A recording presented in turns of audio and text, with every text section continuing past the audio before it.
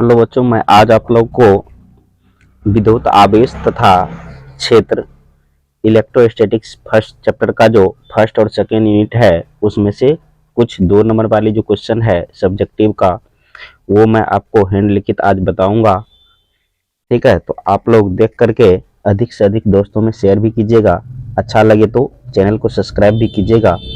ठीक है, तो देखिए पहला नंबर क्वेश्चन क्या है। पहला नंबर क्वेश्चन जो है यहाँ पे लिखा हुआ है।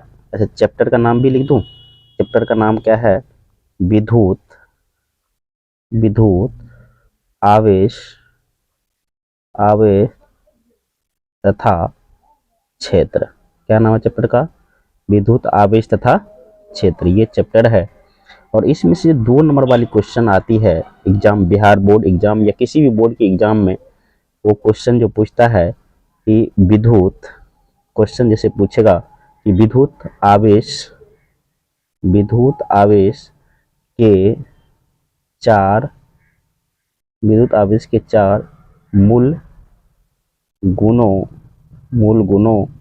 को लिखें। क्या बोलेगा? विद्युत आवेश के 4 मूल गुणों को लिखें। तो फर्स्ट, अब इसका जो आंसर आप कीजिएगा तो हमने आपको बताए हैं और क्लास में बताते भी हैं कि आवेश क्या है? क्वांटीकृत भौतिक राशि है। आवेश संरक्षित भौतिक राशि है।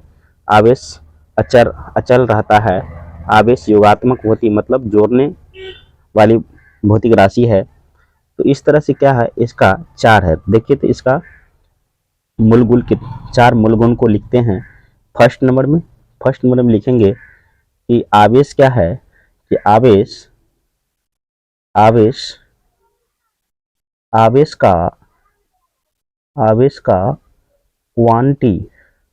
का क्वांटीकरण होता है।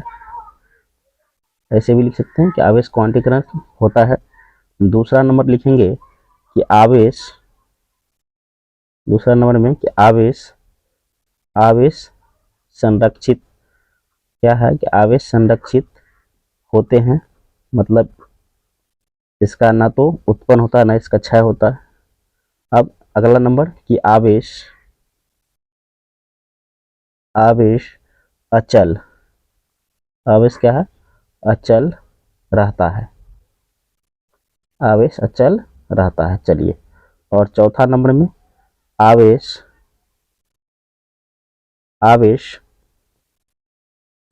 तो चौथा नंबर में आवेश योगात्मक। क्या बोलेंगे?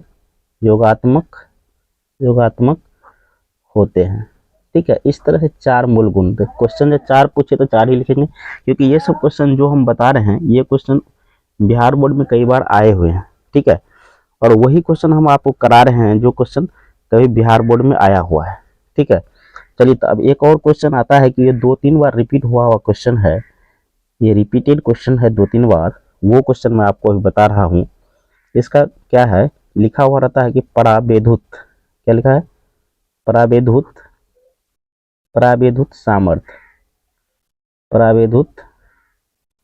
सामर्थ्य तथा आपेक्षिक। पराबैद्युत सामर्थ्य तथा आपेक्षिक पराबैद्युतता को परिभाषित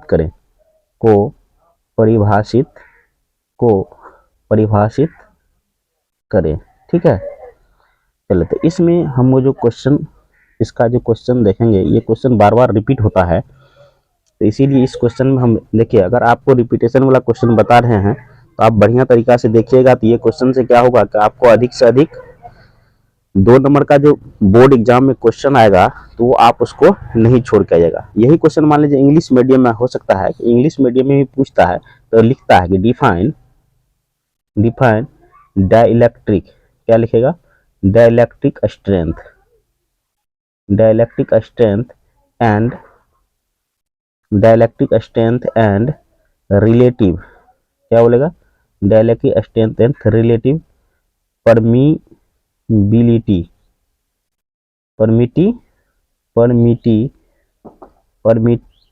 परमिटिविटी।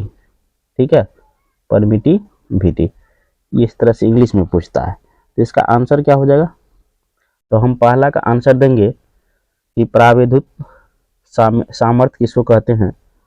ठीक है, क्या बोलेंगे, परावैद्युत सामर्थ्य। देखिए परावैद्युत सामर्थ्य, ठीक है, इसका डेफिनेशन देखिए कैसे हमको लेना है। इस तरह से हेडिंग करके एग्जाम में लिखिएगा, आपको अच्छा से अच्छा नंबर भी आएगा। तो परावैद्युत तो क्या बोलेंगे, तो बोलेंगे, हाँ देखिए सुनिए, कि किस विद्युत विद्युत विद्युत क्षेत्र विद्युत क्षेत्र की प्रबलता प्रबलता विद्युत क्षेत्र की प्रबलता का वह प्रबलता का वह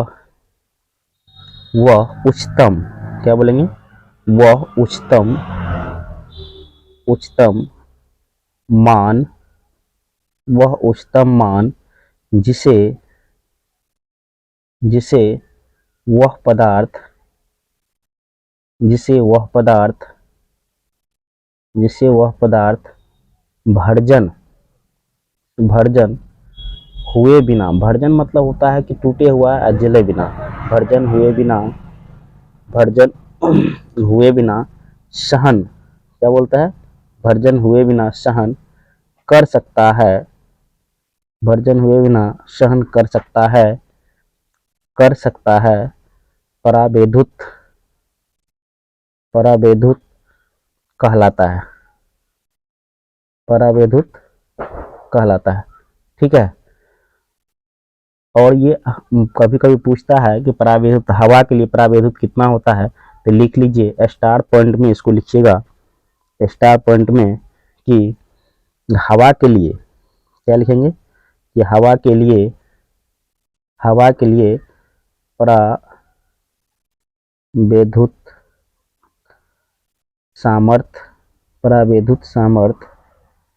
सामर्थ्य का मान 3 × 10⁶ वोल्ट पर मीटर होता है। ठीक है, क्या होता है, वोल्ट पर मीटर होता है। इस तरह से मान लीजिए इसका आपको आंसर मिल गया। अब हम लोग परावैद्युत सामर्थ्य का हो गया।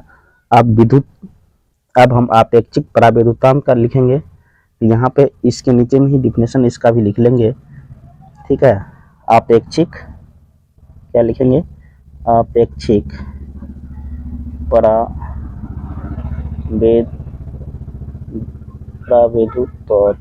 परावैद्युतता। ठीक है, चलिए इसका भी डिफिनेशन इस तरह से हेडिंग करके लिखिएगा ना, तो आपको अधिक से अधिक नंबर भी मिलेगा।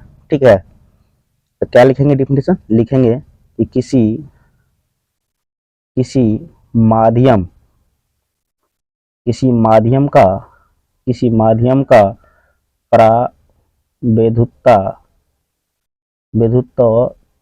किसी माध्यम का परावैद्युतता को अपशिला से डिनोट करते हैं।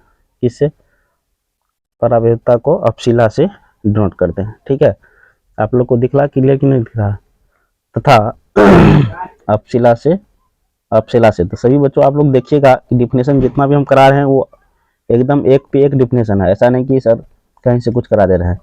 तो किसी माध्यम का परावैद्युतता अपशिला तथा लिखिएगा तथा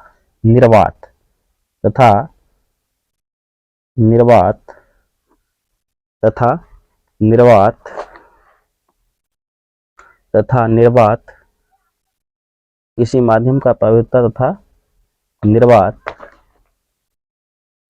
किसी माध्यम का परावैद्युतता तथा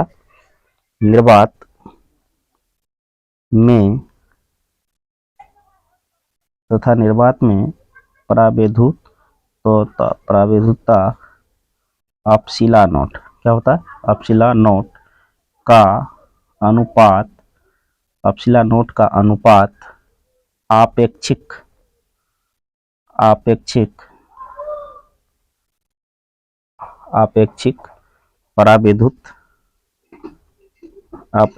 परावैद्युतता कहलाता है। इसे अपशिला R द्वारा इसे अपशिला R द्वारा सूचित किया जाता है। ठीक है, एक साथ आप लोग को 3 क्वेश्चन का समझिए, दो ये अलग अलग 2 क्वेश्चन पूछेगा। तो अपशिला R का फॉर्मूला अगर पूछता है तो बोलेंगे अपशिला व अपशिला नोट। ठीक है, ये फॉर्मूला है इसका, क्या बोलेंगे, अपशिला R अपन अपशिला नोट। अच्छा, कभी कभी इसका आपको ये भी पूछ सकता है कि इसका बीमा होगा या बीमा या मात्रक होगा कि नहीं होगा। तो बोलेंगे इसका बीमा या और मात्रक नहीं होगा, ये मात्रकहीन लिख देंगे। ये क्या लिखेंगे, ये मात्रकहीन एवं बीमाहीन राशि है, बीमाहीन राशि है। ठीक है, चलिए इस तरह से आपको हो गया। अच्छा, कभी कभी पूछ लेता है, एक क्वेश्चन और है, देखिए ये क्वेश्चन आपको हम बता रहे हैं कि ये एक क्वेश्चन और है। ये बोलता है कि कूलम के नियम की सीमाएं, क्या बोलता है, कूलम के नियम की सीमाएं, कूलम के नियम की सीमाएं क्या है, क्या बोलता है, कूलम के नियम की सीमाएं क्या है। तो आप इसके कूलम के नियम की 2 सीमाएं हैं, इसको आपको हम बता दूं, आंसर में लिख लीजिएगा आंसर इनका भी। ये कूलम के नियम का सीमा, तो लिखेंगे कि कूलम का नियम कहाँ पे लागू होता है, वो आप लिखाते हैं। कूलम का नियम सिर्फ कहाँ पे लागू होगा, कूलम का नियम सिर्फ बिंदु, कौन चीज के लिए, बिंदु आवेशों, किसके लिए, बिंदु आवेशों के लिए लागू बिंदु आवेशों के लिए लागू होता है। ठीक है, दूसरा इसकी 2 नियम है, 2 सीमाएं हैं, 2 स्थिर, और कहाँ पे, 2 स्थिर आवेशों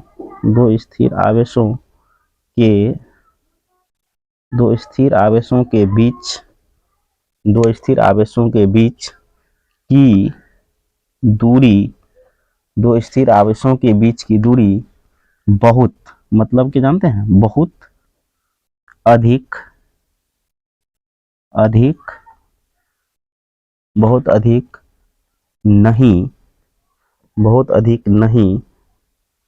नहीं होना चाहिए। 2 बिंदु आवेश के बीच की दूरी बहुत अधिक नहीं होना चाहिए। इस तरह से आपका जो आज 3 क्वेश्चन का सेट कंप्लीट करवा दिए हैं। तो आप लोग अधिक से अधिक दोस्तों में शेयर कीजिएगा। एक बार फिर से हम आपको रिपीट भी करा दूं, ठीक है, एक बार रिपीट करवा देते हैं कि लिखा हुआ है कि विद्युत आवेश तथा क्षेत्र इस चैप्टर है। 2 नंबर क्वेश्चन पूछेगा, विद्युत आवेश के 4 मूल गुणों को लिखे। तो आवेश का क्या है, क्वांटीकरण होता है, आवेश संरक्षित भौतिक राशि होते हैं, आवेश अचल रहता है, आवेश योगात्मक होते हैं। 4 हो गया। चलिए अब पूछेगा पराविद्युत सामर्थ्य तथा आवेक्षिक पराविद्युतता को परिभाषित करें। तो आप क्या कीजिएगा, विद्युत क्षेत्र की पराविद्युत सामर्थ्य, विद्युत क्षेत्र की प्रबलता का वह उच्चतम मान जिससे वह पदार्थ भर्जन हुए बिना, भर्जन मतलब होता है टूटा या जलना, ठीक है, भर्जन हुए बिना सहन कर सकता है, पराविद्युत कहलाता है। ठीक है, हवा के लिए पराविद्युत सामर्थ्य का मान 3 × 10⁻6 वोल्ट पर मीटर होता है, जान गए। अब देखिए आपेक्षिक पराविद्युतता, तो किसी माध्यम का पराविद्युतता अपशिला तथा निर्वात की पराविद्युतता अपशिला नोट का अनुपात सापेक्षिक पराविद्युतता कहलाता है। इसी अपशिला R द्वारा सूचित किया जाता है। अपशिला R बराबर अपशिला व अपशिला नोट, इसका फॉर्मूला हो गया। और इसका अगर पूछता है कि इसका बीमा होगा कि नहीं होगा, तो बोलेंगे ये मात्रकहीन एवं बीमाहीन राशि है। ठीक है, अब देखिए अगला क्वेश्चन, थोड़ा सर्दी जुकाम हो गया इसलिए आवाज थोड़ा फंस रहा है। कूलम के नियम की सीमाएं क्या सब, उसकी नियम की क्या सब सीमाएं हैं। तो कूलम के नियम की सीमा, कूलम का नियम सिर्फ और सिर्फ किसके लिए, कहां पे लागू होता है, बिंदु आवेशों के लिए लागू होता है। दो स्थिर आवेशों के बीच की दूरी, जो बिंदु आवेश होता है दो, उसके बीच की दूरी बहुत अधिक नहीं होना चाहिए, यहाँ तक लागू होता है। तो इस तरह से आपका ये क्वेश्चन का सेट कंप्लीट हो गया। तो आप लोग यदि मेरे चैनल पे इस वीडियो को देखिएगा, इस क्वेश्चनों को देखिएगा, अगर अच्छा लगे तो मेरे चैनल को सब्सक्राइब भी कीजिएगा और वीडियो को लाइक भी कीजिएगा, अधिक दोस्तों में शेयर भी कीजिएगा। जय हिंद, जय भारत, जय जवान, जय किसान।